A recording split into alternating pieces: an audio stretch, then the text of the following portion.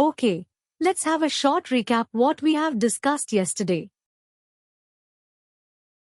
Yesterday, we are discussing regarding activities, right? How to configure an activity, and we are looking into the DB manipulation steps, right? How to manipulate the data on database, correct? Yeah, we have few things like. First one is like OBJIPROS, okay. OBJIPROS. All OBJ methods are data manipulating things. Data manipulating methods. First method is OBJIPROS. Yeah, first method is OBJIPROS. OBJIPROS is used to fetch multiple records from a database. Okay, if you want multiple records from a database, like based on some condition, like who is actually employee, name is something, or who is having some salary greater than so on, so okay, based on some condition. If you want to fetch multiple records from a database, you use OBJIPROS. What is an OBJOpen? OBJOpen is used to fetch a single record, okay. For OBJOpen, you need to specify a key for a record, because in a table, how can the system identify which record you are actually looking for? Correct. So you have to mention a primary key for that table so that it will actually fetch that particular record.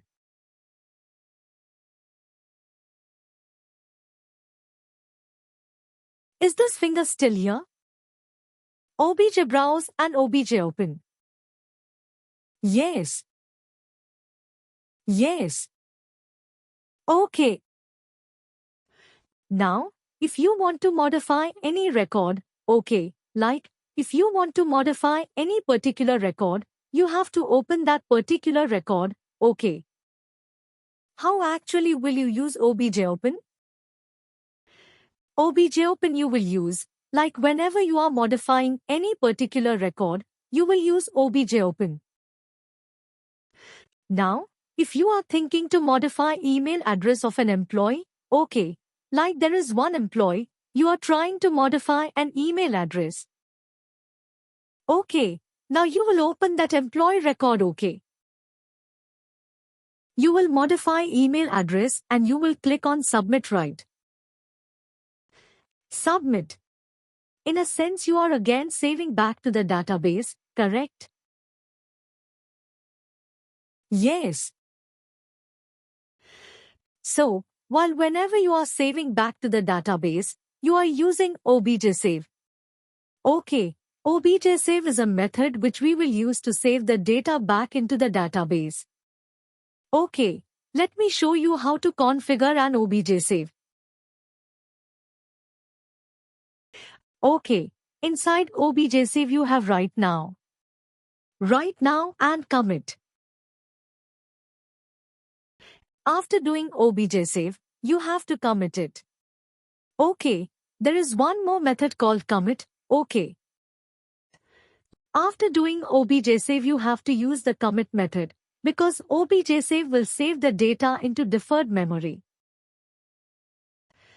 Do you have any idea regarding deferred memory and normal memory like permanent memory?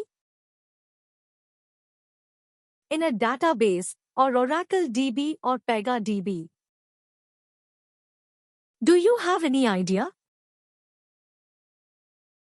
No.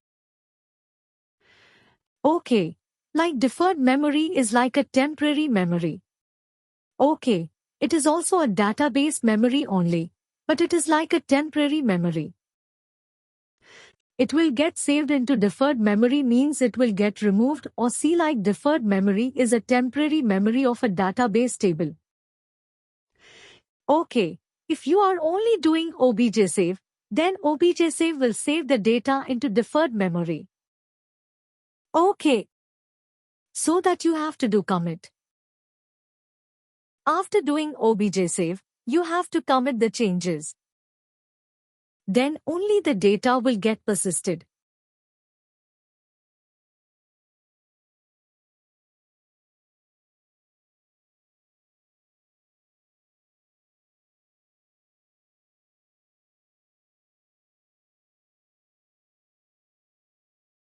Okay.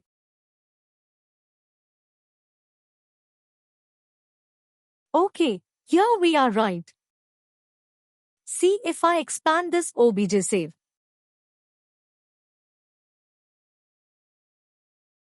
See, we have right now, okay, right now, right now. And obj and commit are same. But if you are using right now, it will take some time to commit the data. So people will generally ask you to use a method called commit. We have one method called commit. Okay, this commit. Explicit method is a commit method.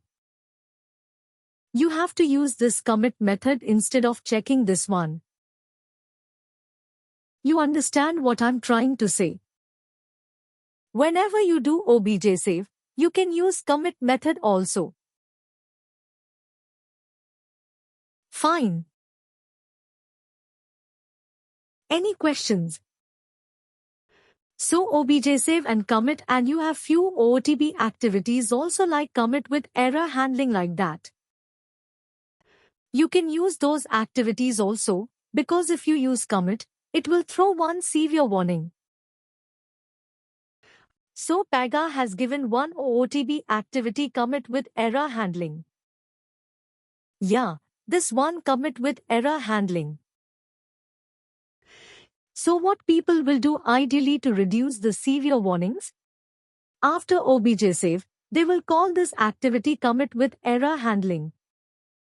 How to call this activity from one activity from another activity? You have to use a method called callWrite. We have already discussed. So they will use like call space commit with error handling.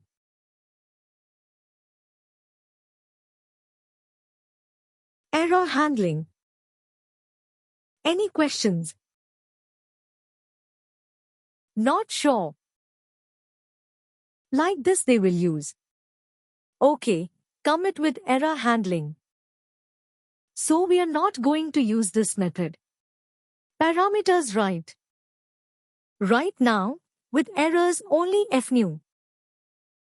Yeah, this right now we will not use OK. Right now we will not use and commit. We can use commit OK, but people are nowadays.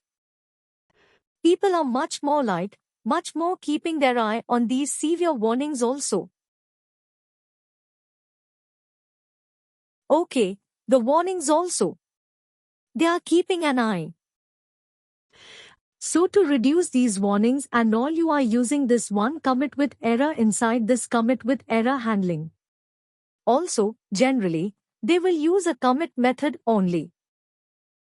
But the warning will be present only in this particular rule. See, they will use commit only generally. Okay, but what is it? The warning is present here only so that you can reuse this activity whenever you like, wherever.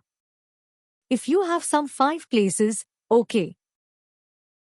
Instead of using 5 commits, you will get to 5 severe warnings then. Instead of using 5 commits, you will use this activity so that you will only have this activity's warning.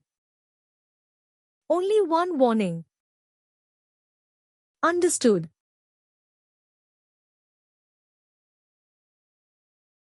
Got it right, no confusions.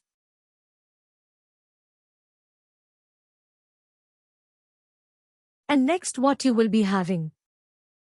You have obj delete. Okay, suppose you have an attachments. You have attached OK. You have attached in 5 attachments to a case. Now you need to delete one attachment.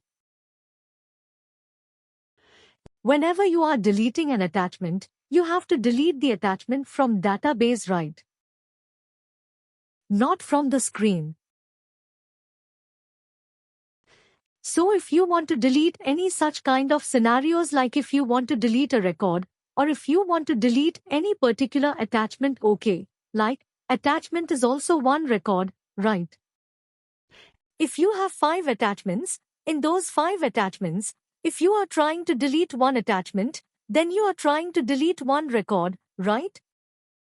So if you want to delete anything from database, you will use obj delete. OBJ delete. What is that? OBJ delete. This OBJ delete. Here also, you need to mention the step page only. Inside, you will not have much parameters. Step page you have to delete.